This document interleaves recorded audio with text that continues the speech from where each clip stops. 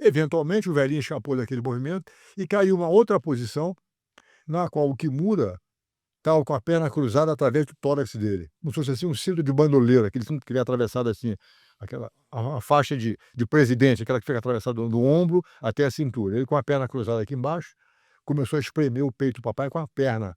E espremeu com tanta força, viu, que o velhinho não conseguia encher o pulmão de ar, ele não conseguia inspirar. A pressão era tanta, que o papai começou a pensar: "Puxa, eu prometi ao Carlos que se o Kimura me pegasse num golpe bom, eu ia bater. E esse é um golpe altamente eficiente, eu não estou conseguindo respirar, mas não é um golpe técnico. Se a perna estivesse no pescoço dele, seria um estrangulamento de perna correto, ele teria que bater. Mas como estava no peito, o velhinho falou: "Puxa vida, isso aqui não é um golpe técnico, é um golpe de força". E conhecendo ele, eu sei que ele não ia conseguir viver com o fato de ter perdido de uma espremida do Kimura, ele não ia aguentar isso. Então, enquanto ele estava decidindo se devia bater ou não, porque não conseguia respirar, ele perdeu a consciência e desmaiou. Literalmente apagou. O Kimura deve ter cansado de apertar e não ter tido o resultado que ele queria ter tido, papai não bateu, ele largou a perna, a tesoura de perna, e montou no papai. Quando ele largou a tesoura de perna, a circulação aconteceu de novo, o meu velho conseguiu inspirar. Quando ele acordou, está o Kimura montado em cima dele, secando o suor, dizendo bom, bom, elogiando ele, sem saber que o velhinho tinha desmaiado e voltado. Foi para o além e depois voltou. Ou seja, é uma coisa mais bizarra que eu vi na minha vida, o cara está desmaiado, entendeu? Papai, aliás, diz que é uma das grandes, remorsos, assim, ou pena que ele tem na vida dele, é de não ter tido a oportunidade de dizer para o Kimura, enquanto estava vivo, que ele, Hélio, tinha sido colocado na posição de estar totalmente inconsciente durante alguns segundos. Eu queria poder ter dito: "Eu sou o Kimura", ele estava lutando com um cara desmaiado. Que loucura. Conclusão, eventualmente, no terceiro minuto do segundo round, aos 13 minutos de luta, portanto, o Kimura pegou o papai naquela chave do Kimura, que é feita em nome dele, em homenagem a ele, a chave do Kimura, pegou no braço do papai e começou a torcer o braço do velhinho de tal maneira, que o papai falou que essa mão dele aqui, ele conseguia ver a mão aqui em cima. E o tio Carlos estava sentado na beira do ringue, que era o manager do meu pai, vendo aquela situação, jogou a toalha para parar a luta e dar a vitória merecida ao Kimura. Mais do que merecida. Ou seja, o Hélio Gracie perdeu para o Kimura, mas o Kimura ficou tão impressionado com a técnica que o papai apresentou durante a luta, viu, que no dia seguinte ele veio à Academia Gracie convidar o papai para dar aula no Japão, dizendo que o jiu-jitsu que apresentou foi tão refinado que nem no Japão a gente tem isso. Então o papai pediu uma grana na época e pediu proteção de 24 horas por dia, de proteção diplomática, né, porque falou: "Pô, vou para o Japão, vira uma esquina daquela, o vagabundo vem com a faca, me mata e o jiu-jitsu que eu sei vai embora comigo".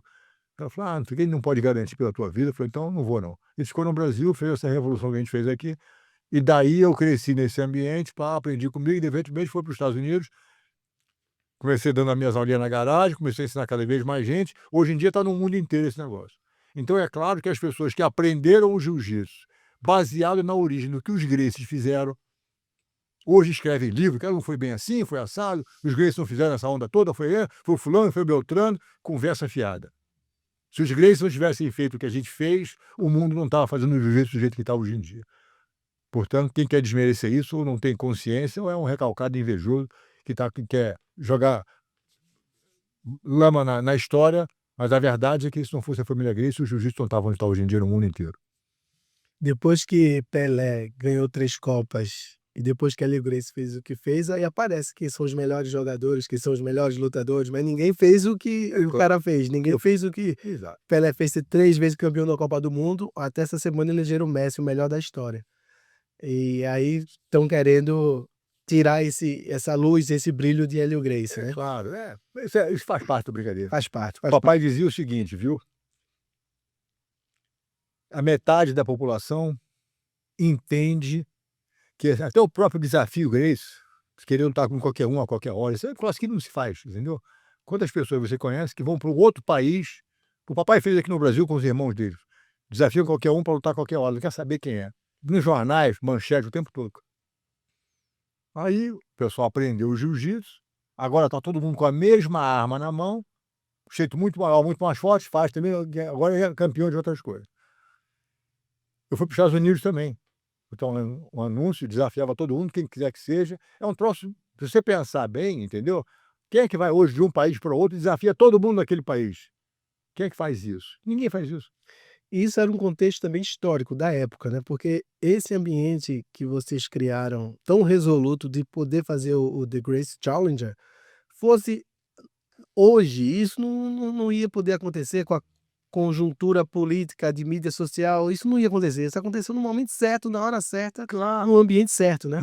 E não só isso, a nossa intenção, como diz o papai, metade da população entende que essa mensagem da família Grace não é para dizer que o Grace é um cara arrogante, que eu bato em todo mundo, não é nada disso. É porque naquela época, como a quantidade de pessoas que faziam eram concentradas dentro da família Grace, a gente agia como um representante oficial do jiu-jitsu. A nossa briga nunca foi para mostrar o valor da família Grace. A família Grace abraçava o valor do jiu-jitsu, é diferente. A nossa briga era para promover a eficiência do jiu-jitsu, não para dizer que os Gracie batem em todo mundo. Como os Gracie eram o único que praticavam jiu-jitsu naquela época, é tudo a mesma fonte, as outras pessoas que também poderiam ter feito jiu-jitsu, ninguém se aventurou a fazer isso. As outras pessoas que dizem que foram outros alunos do Carlos do Maeda na época, que difundiram o jiu-jitsu, faziam jiu-jitsu no Brasil, cadê esses outros valentes que nunca botaram o pescoço para guerrear com alguém? Nunca meteram a cara na briga, ninguém apareceu. Depois que a gente fez o que a gente fez essa revolução aqui no Brasil, desafiando todo mundo, criando os alunos embaixo dessa asa, todo mundo nasceu embaixo da asa do Gracie. As pessoas que não aprenderam com a família Gracie, só depois que os Gracie guerrearam com todo mundo e mostraram que a eficiência do jiu-jitsu era a maior de todas, é que começaram a aparecer esses outros valentes. Na época ninguém aparecia, ninguém falava nada. Agora que a gente fez o que fez, está esse pessoal todo falando isso. Muito bem. Quando esse negócio aconteceu, essa revolução toda, aqui no Brasil, com a família Gracie brigando com todo mundo, quem metia a cara apanhava. E ficou por isso mesmo, ninguém e ficou isso. Aí, muitos anos depois, eu fui para os Estados Unidos com a mesma missão, com a mesma intenção, com a mesma vontade de mostrar a superioridade, não de um membro da família Gracie, mas de um representante do jiu-jitsu. Desafiava tudo, foi centenas de desafios na minha garagem, desafio na Playboy, desafio em qualquer pessoa no país inteiro para brigar, quer dizer, ninguém faz isso. Fiz o que eu tinha que fazer. Não é o Rorion, é o jiu-jitsu que o Rorion está representando. A minha meta sempre foi essa. Você tem ideia de quantos combates lá você fez nesse desafio? Perdi a conta. Perdeu. Na minha garagem, eu passei 10 anos fazendo isso na minha garagem.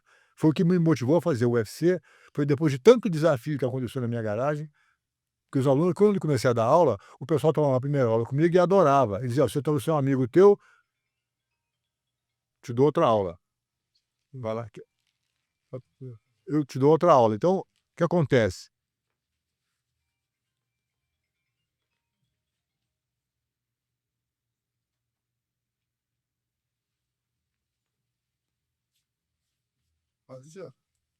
O pessoal dizia, tomava a primeira aula comigo, eu dizia: "Se eu vinha tomar a primeira aula, o sujeito gostava da primeira aula", e eu dizia: "Se você trouxer um amigo teu, eu te dou outra aula de graça. Se você trouxer 10 amigos, te dou 10 aulas de graça". Então as pessoas iam cada vez trazendo para tomar aula comigo na garagem. Chegou um ponto que o pessoal dizia: "Olha, o meu professor de karatê ou de kung fu, taekwondo, tá com ciúme que eu parei de treinar com eles e agora estou fazendo jiu-jitsu com você. Quer te desafiar para uma briga, você topa?" Eu falei: "Claro, traz o cara aí". E o cara vinha brigar comigo, eu dizia para os alunos: "Pessoal, terça-feira às 8 horas, como professor de karatê vem brigar comigo, tragam seus amigos". Então o pessoal vinha ver aquele negócio e cada vez tinha uma onda maior de gente vendo isso. Fiz centenas de vezes, passei 10 anos fazendo isso. Vou levar um cara hoje à noite, não quer saber quem é, pode trazer quem você quiser. Porque minha convicção era lutar pelo jiu-jitsu. Sempre foi isso. E no ambiente americano, porque a gente estava ali em um ambiente americano onde tinha acabado de explodir a coqueluche do cinema com as artes marciais chinesas, com Bruce Lee. Bruce Lee, ali vinha um pouquinho de Chuck Norris. Exato.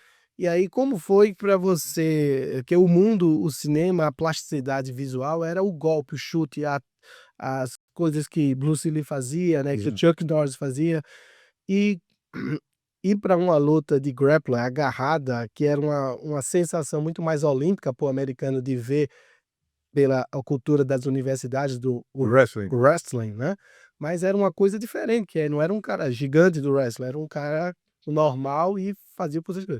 Como foi aí essa aceitação visual